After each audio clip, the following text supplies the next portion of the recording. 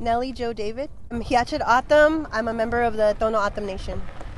Over Nellie's shoulder in the background is the border wall that was erected here about 10 years ago. Is that right? That's correct. How do you feel about that on your land?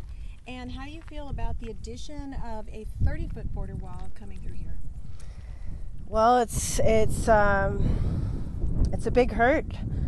And it's not just the recent encroachment of the border wall, and that is a very big deal. But we've had an ongoing militarization presence here for a very long time.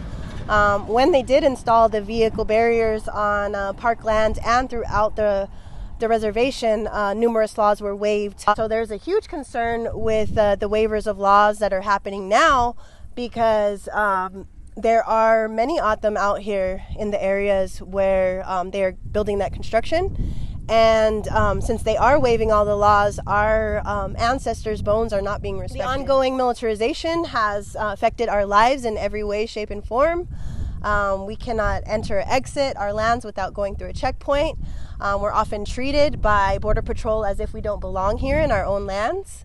So it hurts. It hurts to have these outside forces occupying our lands and treating us as if we don't belong when we have a history here, a very strong history. There are marked graves, and there are entire documents that kind of go into depth on each one of them, and they're all Hiachid ancestors that have stories, and we have documentation about them.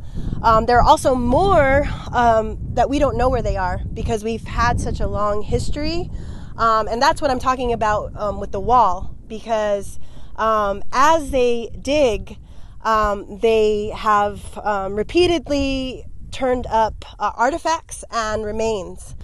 There is a process and procedure to rebury these bones into the ground and do it in a ceremonial way. However, it's still a desecration, because we believe, that these people were left where they were for a reason, and that their bodies should not be disturbed. Through our himdag, which is our way of life, we believe that our ancestors are still with us. And so by creating this wall and uprooting these bones that could be our great-great-grandparents, or even before that, because they're unmarked, they're taking a part of our history and taking a part of what we feel should be left undisturbed.